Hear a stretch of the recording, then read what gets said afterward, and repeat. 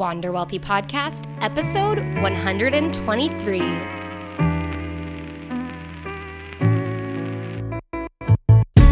Welcome back to another episode of the Wander Wealthy Podcast. My name is Tess.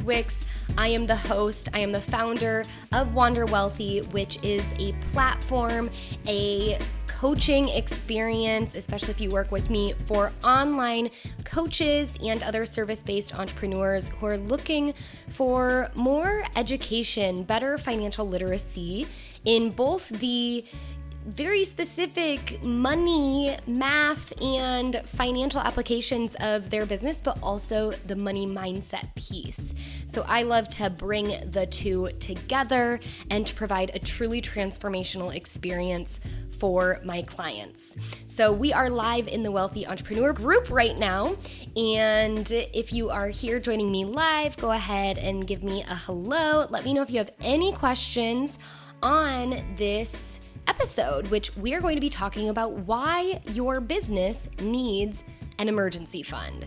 This is something I am super passionate about. I think it's really important to have something set up for your business, and I'm going to share exactly why, kind of break down the many different reasons why that's important, as well as share the how. How do you start with getting it set up? How do you manage it? Where do you keep it? And all of that jazz. So we're going to dive into it today. Before I do, I just want to say we are in the thick of things in the Payday Party. So if you've been listening for a while, you're probably aware that I host Payday Party workshops. It's a week-long workshop where I get to work really intimately with a handful of attendees who want to sign up for the workshop. We meet for an entire week. Sometimes we go a little bit over the week schedule, and we do some bonus episodes, or not episodes, classes, just depending on if we get everything covered or if there's a ton of questions. I just want to make sure that you as an attendee or whoever is attending the workshop gets the most out of it. But what we do is we really uncover some of those limiting money beliefs that might be holding you back from making more money in your business or making more money in your life.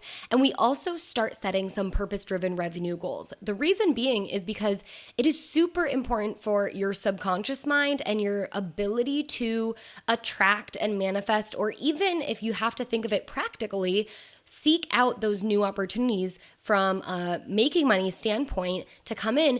And it's super important to get super specific in those numbers. So what we do throughout the course of the week is we start dreaming. We start with the dreaming, and we identify what we really want from our business, what sort of lifestyle we would like it to support.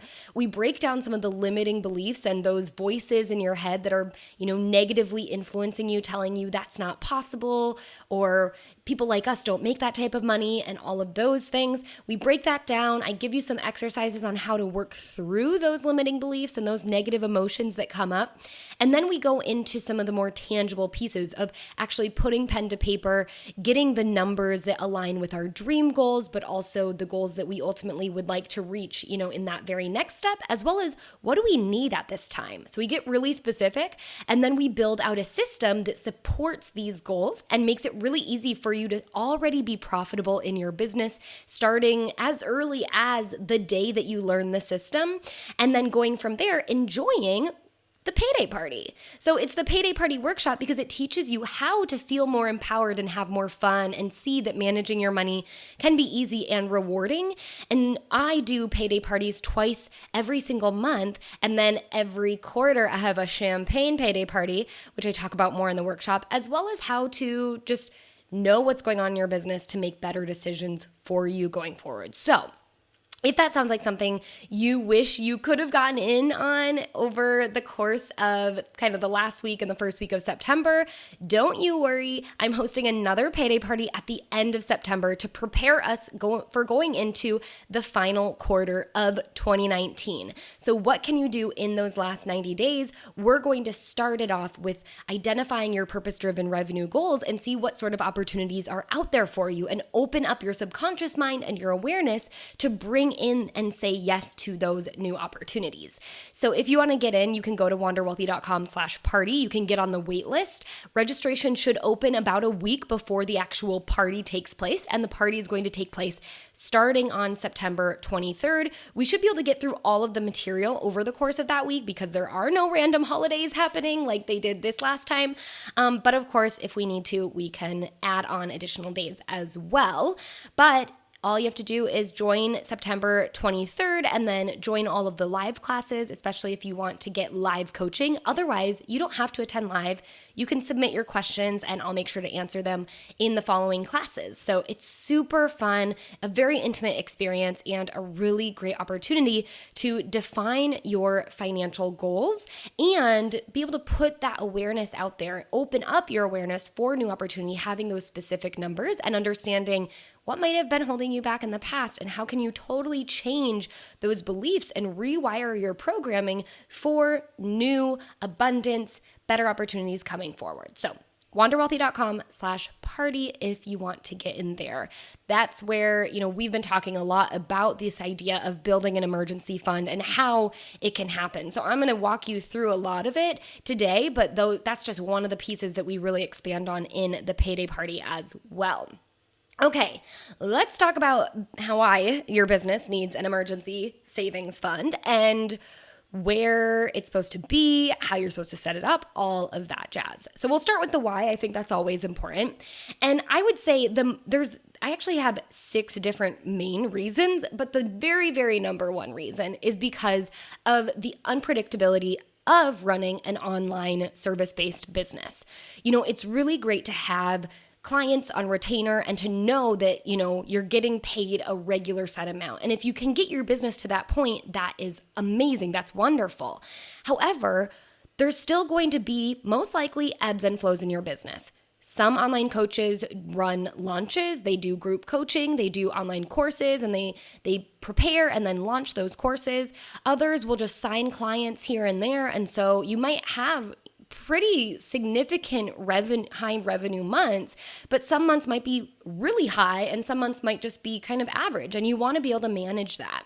But you also want to be prepared for maybe a quiet time in the industry, or maybe you have a quiet time in your year and you're trying to prepare appropriately for that.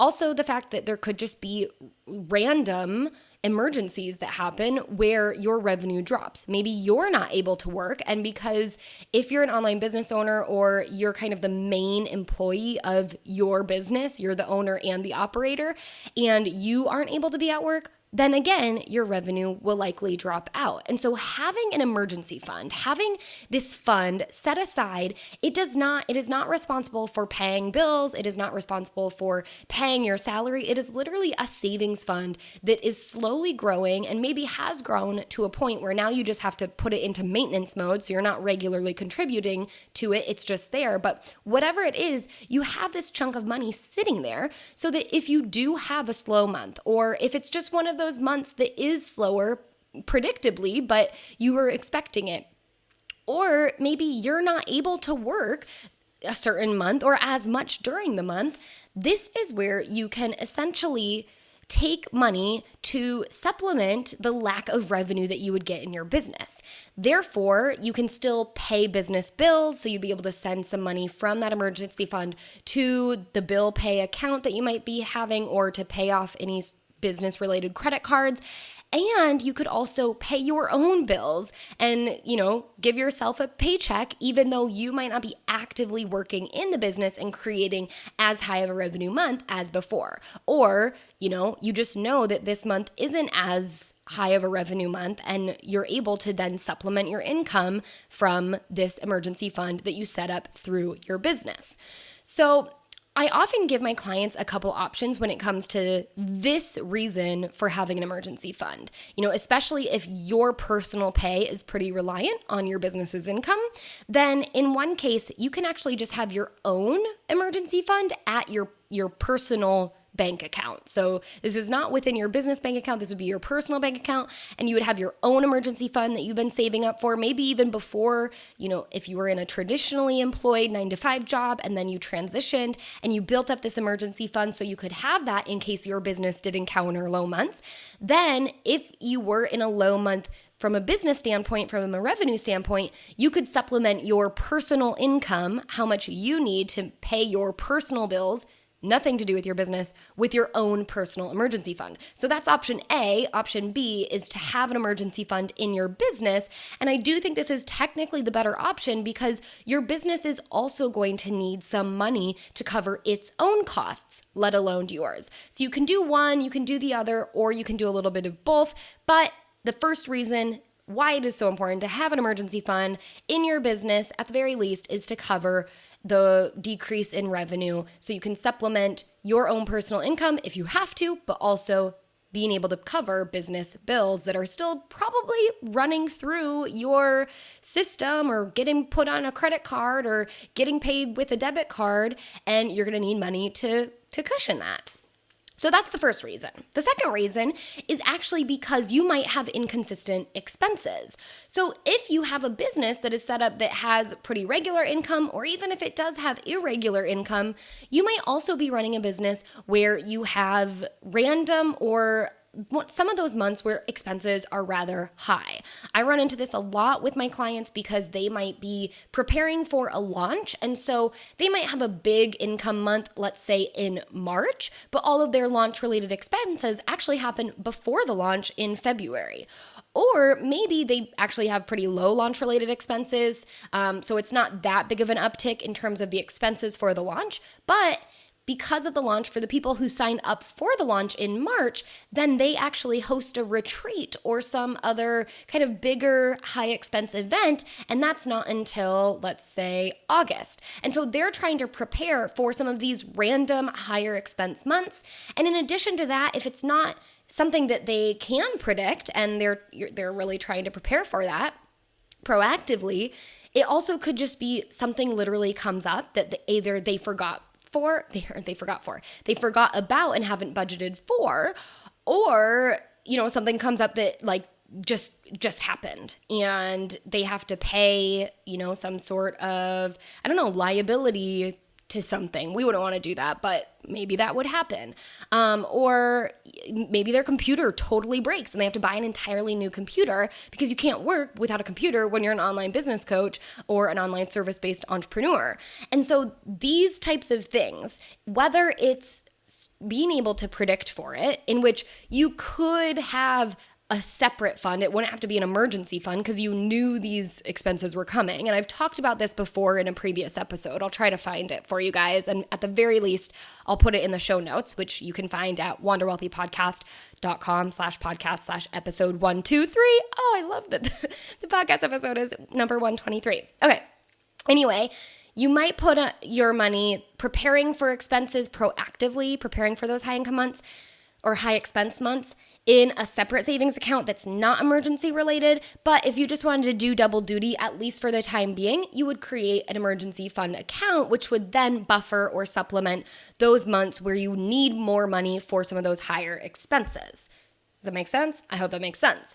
But if you do have some random emergency, let's say your computer totally breaks and you need to buy a new one, again, you don't have to go into your regular business expense account that is managing the regular month-to-month expenses or prepping for some of those annual expenses that come up, or semi-annual or quarterly or whatever.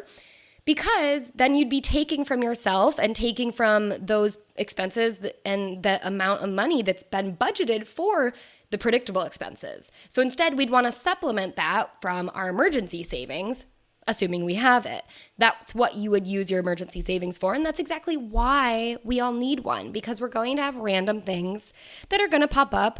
And especially when it's something like a true emergency where something breaks and you need to replace it, it's so much nicer to actually have that money on hand instead of using whatever money you can find and then having to scrape together your money for other things that are predictable and you knew they were happening, but you had to use all the money for those budgeted things to cover your broken computer or whatever it is.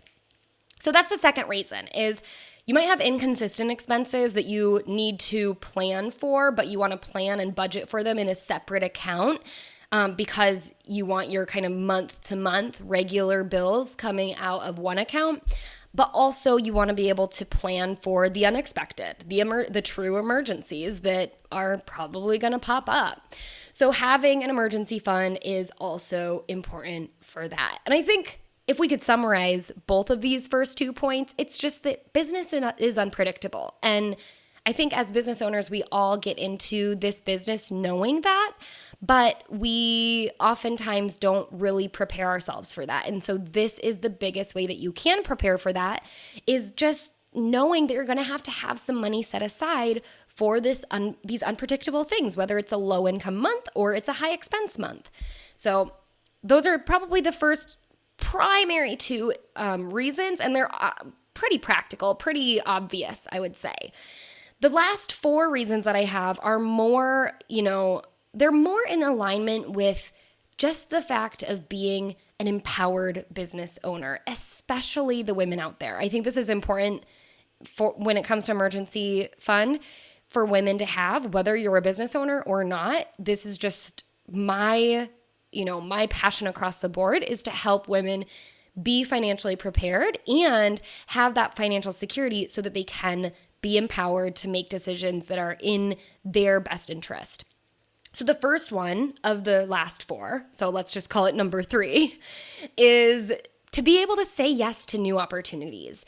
And so this is the idea that you'll have this money set aside. And yes, maybe you're thinking of it as emergency money, but it can also just be kind of like buffer or slush fund money that you can dig into. So you're not budgeting for things because you don't know what new opportunities might present themselves, but something might come up and it might be something you really want to say yes to. But if you're looking at how much do I have in my business expense account to be able to cover, and if you're looking at, the next few months of the expenses that are coming up, and you have, only just enough to cover those, then you're probably going to have to say no to that opportunity or go into debt or take money from other places that we don't want to necessarily take money from.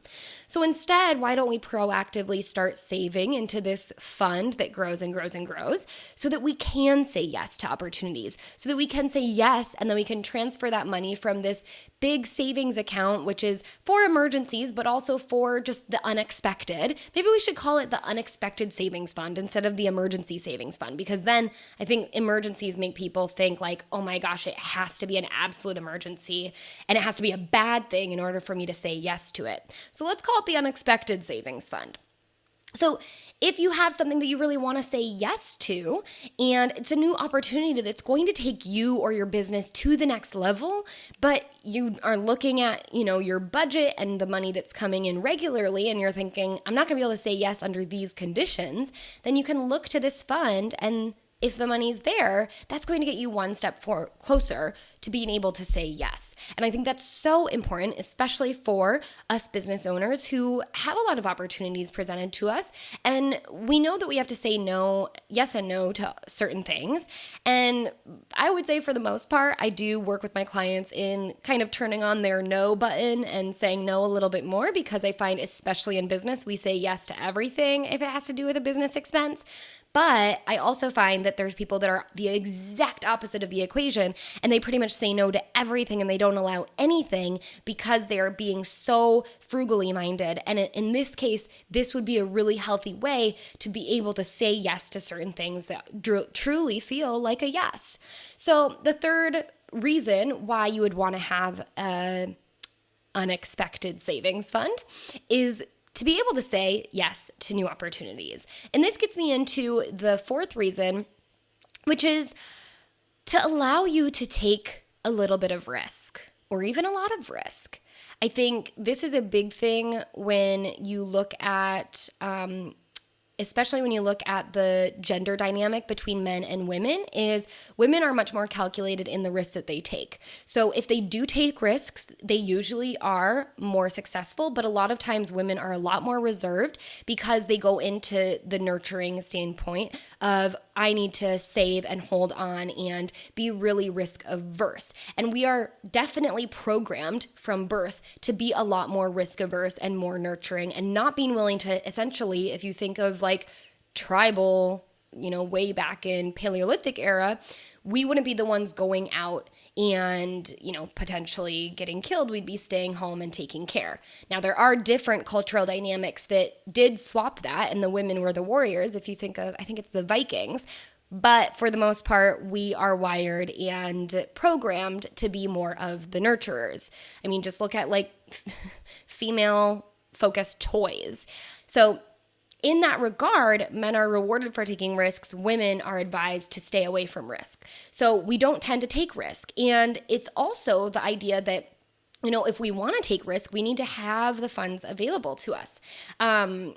And there are definitely, I will say this, there are definitely men who are also very risk averse and, go more into the feminine energy and gender dynamic of just holding tightly to their money and not putting themselves out there to take more risk. But if you look at the vast majority of the population in both genders, you'll see that trend of men are more willing to take risks, but they also tend to have more money to deal with to take risks. And this gets also down to the argument of the gender pay gap, and even there's a gap between net worth between genders, and there's lots of reasons and lots of programming as well as just systemic issues that drive that. But we want to break that, and one really great way to break that is to just start building our own wealth and taking ownership of our own ability to build wealth.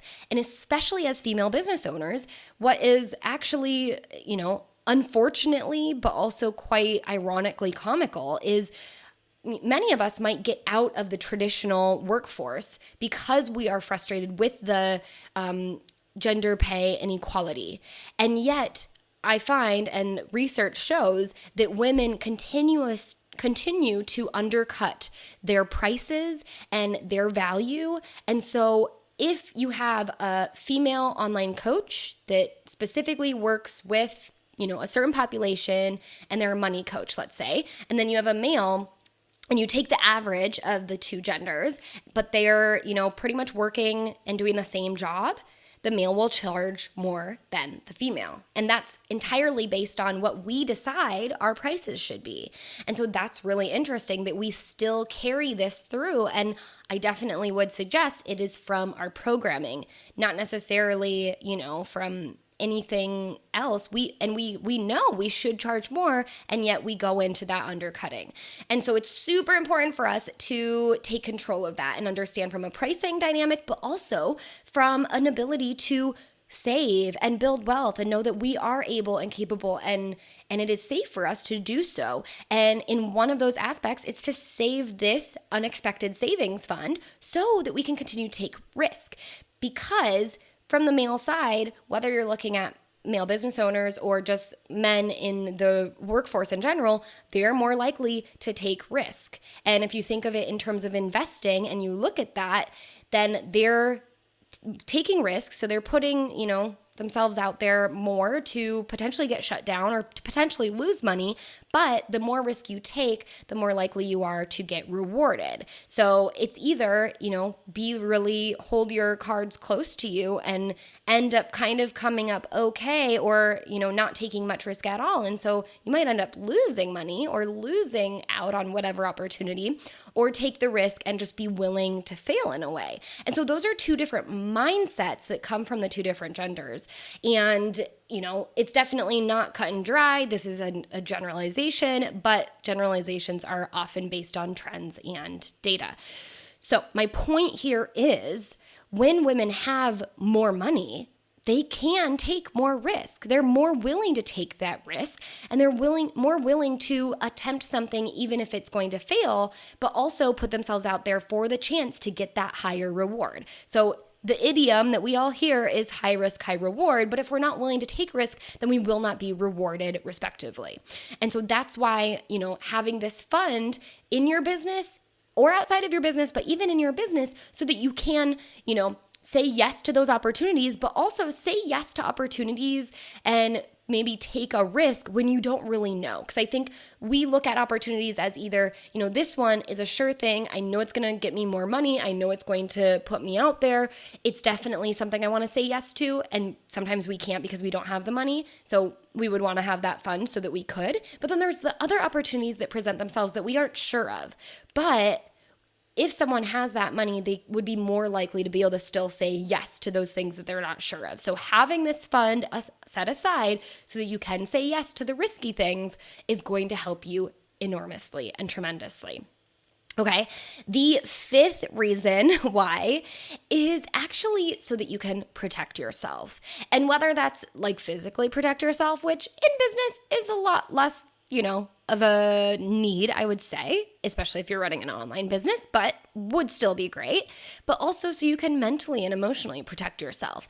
And the biggest thing that I see pop up here is just having the ability to fire clients and say, you know what, we're not a good fit. And honestly, like your money's great, but I don't need it. And I don't need it because I have this fund set aside. And so this is a lot less of like having that fund so that you can cover yourself in low months or, with high expense months. Instead, it's being able to say no to income coming in because maybe this client is just really a bad fit, or maybe you're getting a bad vibe, or maybe they say things that make you really uncomfortable and just aren't good for you mentally or, psychologically and emotionally. So being able to say no to things is also a huge power move. And it's really hard to say no when you don't have that safety and security blanket there. So having that unexpected expense fund, or maybe the F off fund, if you want to call it that, for your business is so important so that you can say no or, step back on maybe a mistake that you made and say, you know what, that was an accident. I don't want your money. I don't need your money because I have this fund in place. And so this is really like a security move, but also a power move to have something there in your business so that you can walk away from maybe opportunities that seemed really great and then it ended up not being great at all. Okay.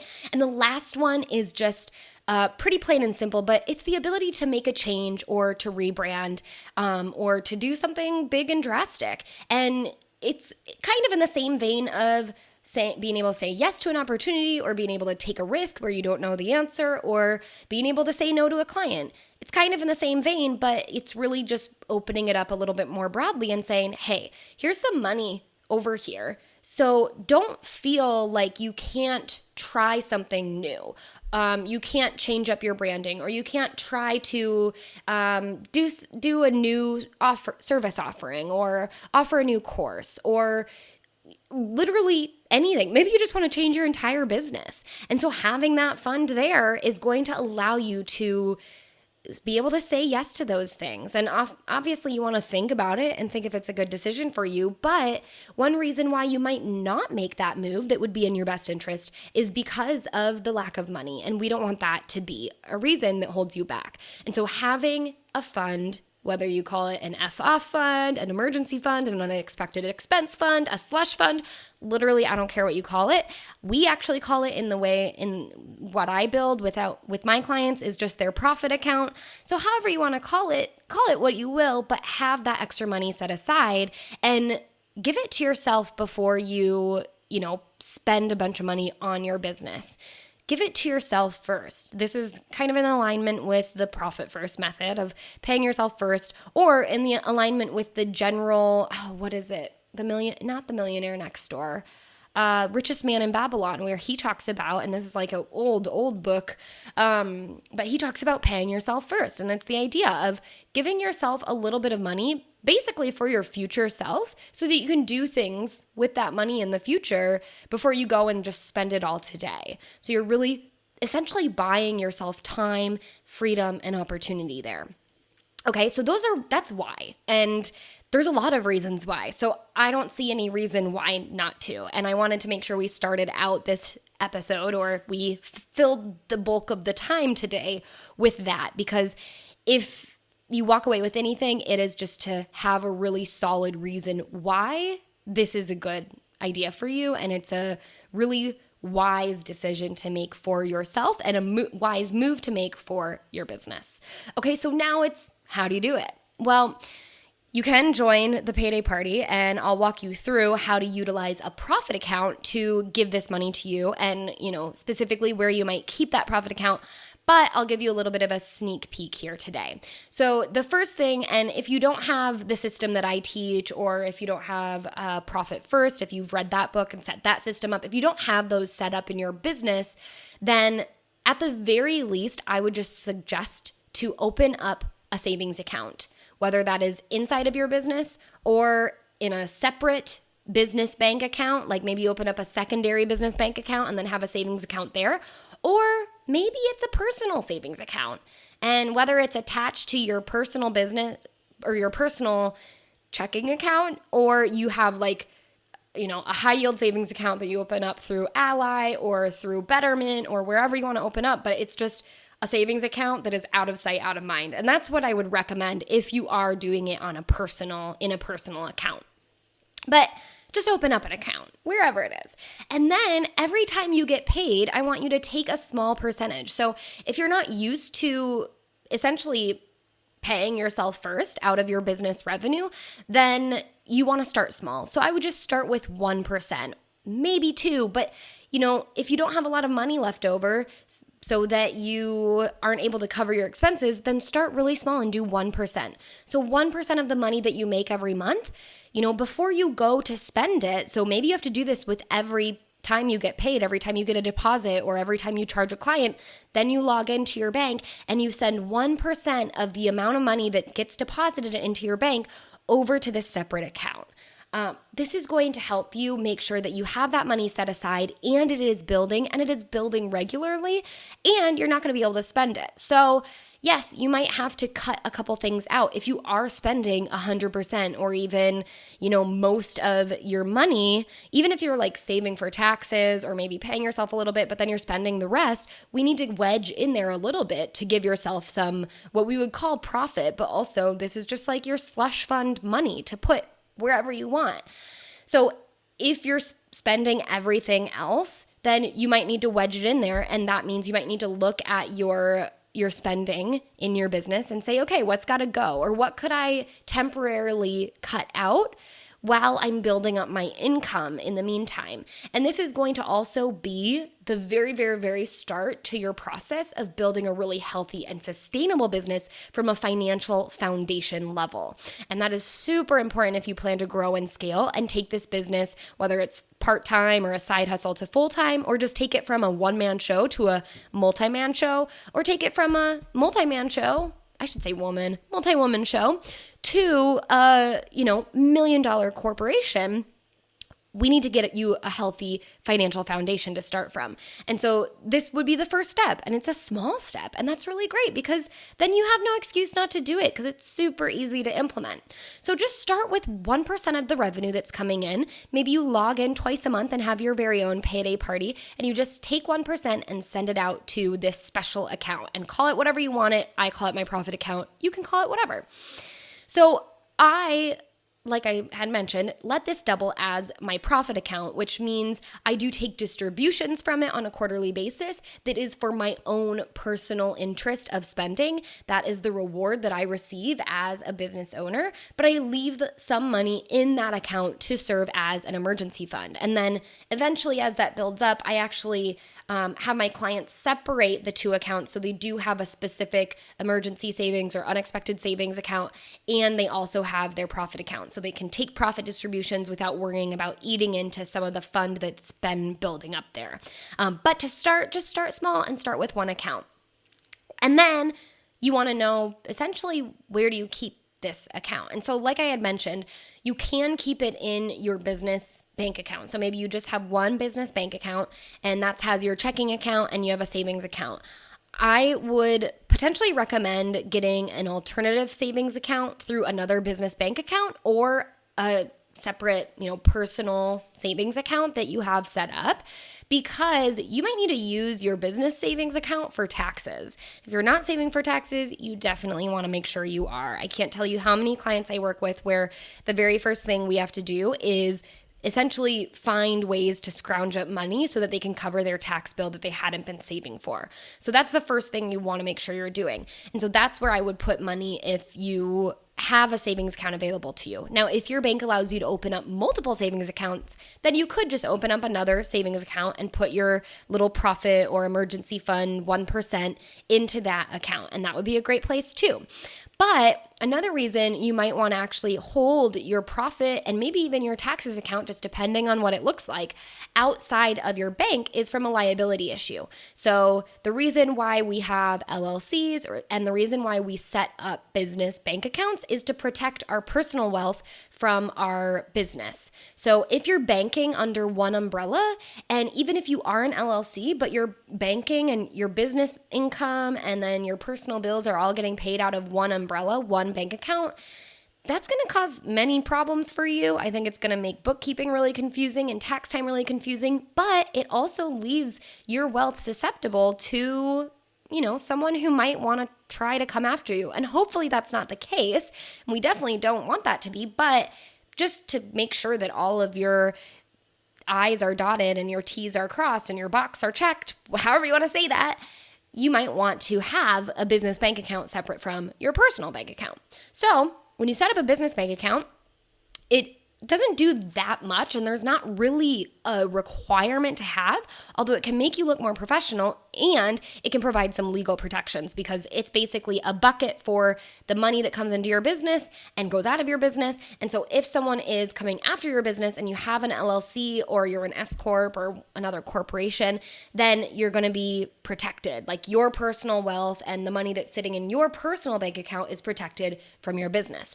So a perk of pulling your business emergency fund or profit account or whatever you want to call it out into a personal account would be to further protect that fund. So if it does grow to be a lot of money, you could potentially look at pulling it out. And then if you end up using that money for business expenses, you just transfer it back. And from a bookkeeping perspective, to make sure you are keeping books, you would either consider that a transfer out as an owner's draw and then a reinvestment, or you could just not count it as a transfer out and then it's always going to be business money from a bookkeeping perspective, but from a banking perspective, it's moving hands. So that's a really good way to help protect some of your money, but you obviously want to make sure that you are also following the rules and protecting yourself. So it's up to you at the end of the day where you keep your emergency fund, unexpected savings fund, your profit money, but it is a really good idea to have this for the many different reasons that I shared. If you guys have questions about setting up an emergency account, implementing a system, I would love to hear from you. You can reach out to me on Instagram, send me a DM. I'm always in there answering questions. I am at Tess_Wicks, so you can find me super easily there. And I invite you to, first and foremost, if you want to get started with implementing a system or just setting some purpose-driven revenue goals on your own, you can download the Easy Profit Roadmap. This is a free download that I offer to anyone and everyone who's interested in my process and how I help my clients really define specific revenue goals. And you can get that by going to wanderwealthy.com/roadmap. And if you're looking to really take your mindset and your financial systems to the next level in your business so you can bring in more money and see that managing your money can be easy, fun, and rewarding, then go to wanderwealthy.com/party to get on the guest list for the next Payday Party, which is kicking off September 23rd. And I will send you an email the minute the doors and registration opens, which should be about a week in advance. So don't miss that. And thank you so much for tuning in today. I hope you guys have a wonderful rest of your week, a wonderful wrap up to this third quarter of the year, and I hope you all wander wealthy.